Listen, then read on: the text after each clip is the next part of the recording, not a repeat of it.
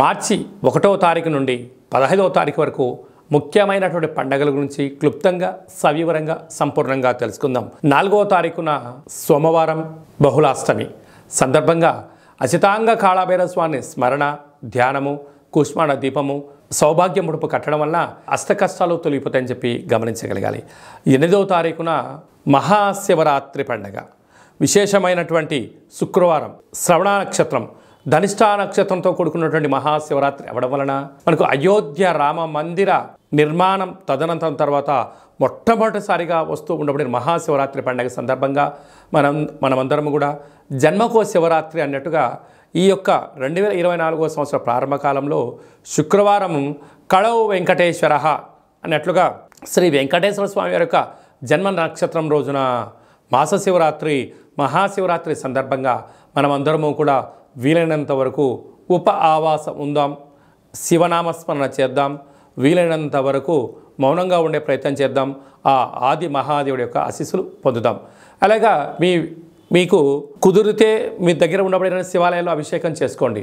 అలా కుదరలేనటువంటి పక్షంలో కానీ లేదు ఇంకొంచెం భగవంతుడి యొక్క ఆశీస్సులు పొందాలి అన్నట్లయితే మన యొక్క కాళభైరవ స్వామి యొక్క దేవాలయంలో సహస్ర ద్వాదశ జ్యోతిర్లింగేశ్వర స్వామివారు, 1,00,000 రుద్రాక్షల మహాదేవుడిని ఏర్పాటు చేయడం జరిగింది కనుక మీ గోత్రనామాలు మాకు పంపించినట్లయితే మీకు వాట్సాప్ ద్వారా వీడియో కాల్ చేయించి మహాదేవుడికి రుద్రాభిషేకము, శతరుద్ర హోమాన్ని చేయించడం జరుగుతుంది కనుక భక్తులందరూ కూడా మహాదేవుడి యొక్క అభిషేక కార్యక్రమంలో పాల్గొని ఆ పార్వతీ పరమేశ్వరుల యొక్క కృప కటాక్ష వీక్షణ పొందగలరు.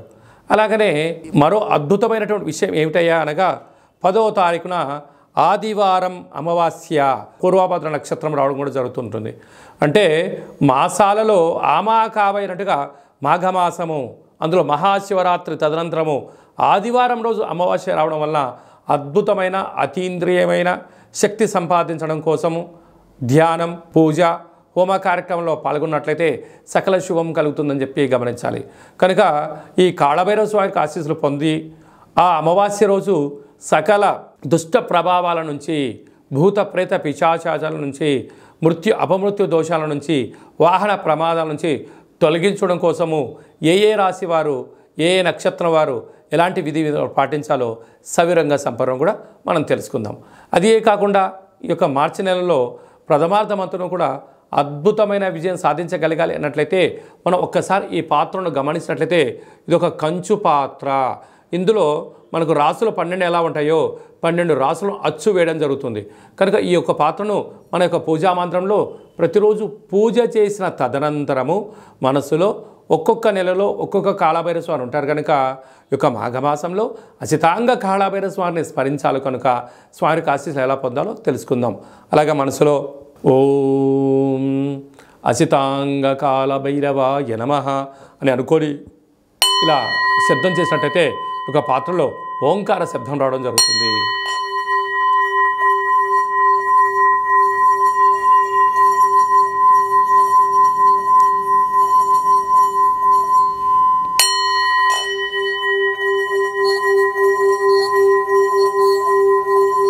ఈ శబ్ద తరంగాల ద్వారా గృహంలో మనకు ఉండబడినటువంటి దరిద్ర దేవత బయటికి వెళ్ళిపోయి బయట సంచరిస్తూ ఉండబడినటువంటి లక్ష్మీమాత మన గృహానికి వస్తుందని చెప్పి కూడా గమనించగలగాలి. కనుక ఒక కాళభైరవ హోమాన్ని, కాళభైరవ స్వామి యొక్క పిరమిడ్ని, ఈ యొక్క అక్షయపాత్రని, డాలర్ని, కంకణాన్ని, మీకు కాలికి చేయి కట్టుకునేటువంటి సౌభాగ్యమైనటువంటి రక్షణ కవచాన్ని కూడా ఏర్పాటు చేయడం జరుగుతుంది. ఆసక్తి గలవారు ఈ కింది నెంబర్ని సంప్రదించి అక్షయ పాత్రను సొంతం చేసుకుందాం, అష్ట కష్టాలకు దూరంగా ఉందాం, అష్టైశ్వర్యానికి స్వాగతం పలుకుతామని చెప్పి గమనించాలి. అలాగే మీ యొక్క వ్యక్తిగత జాతకం తెలుసుకోవాలనుకుంటున్నారా? మీరు పుట్టినటువంటి తేదీ, నెల, సంవత్సరం, సమయం, మీరు పేరు, మీరు ఏ వృత్తి చేస్తున్నారో రాసి మీరు వాట్సాప్ పంపించగలిగినట్లయితే సంపూర్ణమైనటువంటి 100 సంవత్సరాల జాతకాన్ని రాసి పంపించి పుట్టినప్పుడు గ్రహ గమనాలు ఎలా ఉన్నాయి, ప్రస్తుతం ఎలా ఉన్నాయి, రాబోయే కాలం ఎలా ఉండబోతున్నాయో సవివరంగా సంపూర్ణంగా కూడా మీకు తెలియజేయడం జరుగుతుంది. చాలామందికి డేటా ఆఫ్ బర్త్లో లేనటువంటి వారికి మీ పేరు యొక్క మొదటి అక్షరాన్ని అనుసరిస్తూ కాళభైరవ ఉపాసన చేత, రమణ శాస్త్రం ద్వారా, గవ్వళ ద్వారా మీకు జ్యోతిష్యం తెలియచేస్తూ భూత భవిష్యత్ ఉత్తమాలను కూడా తెలియజేయడం జరుగుతుంది. కనుక మీ వ్యక్తిగత జాతకం తెలుసుకోవాలనుకుంటున్నట్లయితే ఈ కింది నెంబర్ సంప్రదించి అపాయింట్మెంట్ తీసుకొని సంప్రదించగలరు. అలాగా మీ అబ్బాయికి కానీ అమ్మాయికి కానీ ఎంత వివాహ ప్రయత్నం చేసినా వివాహం అవ్వడం లేదా, జాతకంలో ఎలాంటి దోషాలు ఉన్నాయి, వచ్చేటువంటి అమ్మాయి యొక్క కానీ అబ్బాయి యొక్క జాతకంలో ఎలాంటి యోగాలు ఉన్నాయో వివాహ పొంతన మన యొక్క దేవాలయంలో అద్భుతంగా చూడడం కూడా జరుగుతుంది. గతంలో వివాహం చేసుకున్నటువంటి దంపతులు తరచూ గొడవపడడం కానీ, పోలీస్ స్టేషన్లు గొడవలకు వెళ్తున్నట్లయితే మీ పేరులో స్వల్పమైన మార్పు చేత మిమ్మల్ని ఆ పార్వతీ పరమేశ్వరులు ఎలా కలిసి ఉంటారో మీరు అలా కలిసి ఉండడానికి ఆధ్యాత్మిక సలహాలు సూచనలు కూడా ఇవ్వడం జరుగుతుంది. అలాగా మీకు అబ్బాయి కానీ అమ్మాయి కానీ పుట్టినట్లయితే మీ యొక్క వారి యొక్క పుట్టినటువంటి తిథి ప్రకారంగా, రోజు ప్రకారంగా, డేటు ప్రకారంగా, నక్షత్ర ప్రకారంగా ఎలాంటి పేరు పెట్టుకోవాలో ఆధ్యాత్మికమైనటువంటి పేర్లను మీకు సూచించడం జరుగుతుంది. అదే కాకుండా చాలామందికి కాళభైరవ మంత్ర ఉపదేశం ఎలా తీసుకోవాలి, కాళభైరవ సాధన ఎలా చేయాలి, కాళభైరవ స్వామి వారి ఆశీస్సులు ఎలా పొందాలో అని అనుకుంటుంటారు. వారందరికీ కూడా మన యొక్క దేవాలయంలో మంత్రోపదేశం, జపము, తర్పణము, హోమ కార్యక్రమాన్ని ఎలా చేసుకోవాలో తెలియజేస్తూ ఆధ్యాత్మిక సలహాలు సూచనలు మీకు ఇవ్వడం జరుగుతుంది. కనుక ఆసక్తి గలవారు ఈ కేంద్రము సంప్రదించి ఈ మహాశివరాత్రి సందర్భంగా అందరి యొక్క గోత్రనామాల్ని మీరు పంపించినట్లయితే మీకు పూజ చేసి స్వామి యొక్క ప్రసాదాన్ని ఒక రుద్రాక్షను ప్రసాదంగా కూడా పంపించడం జరుగుతుంది. కనుక అందరూ కూడా గోత్రనామాల్ని ఈ యొక్క ఫోన్ నెంబర్లకు వాట్సాప్ పంపించగలరు. అందరిపైన మహాదేవుడి యొక్క ఆశీర్వాదాలు ఉండాలని కోరుకుంటూ ఆశీర్వచనం. సర్వమంగళ మాంగళ్యే శివే సర్వార్థి సాధికే శరణ్యే త్రయంబకే దేవి నారాయణి నమోస్తుతే. హరి ఓం. శతమానం భవతి శతాయు పురుష సతేంద్రియ ఆయుష్యేవేంద్రియే ప్రతిష్టతి.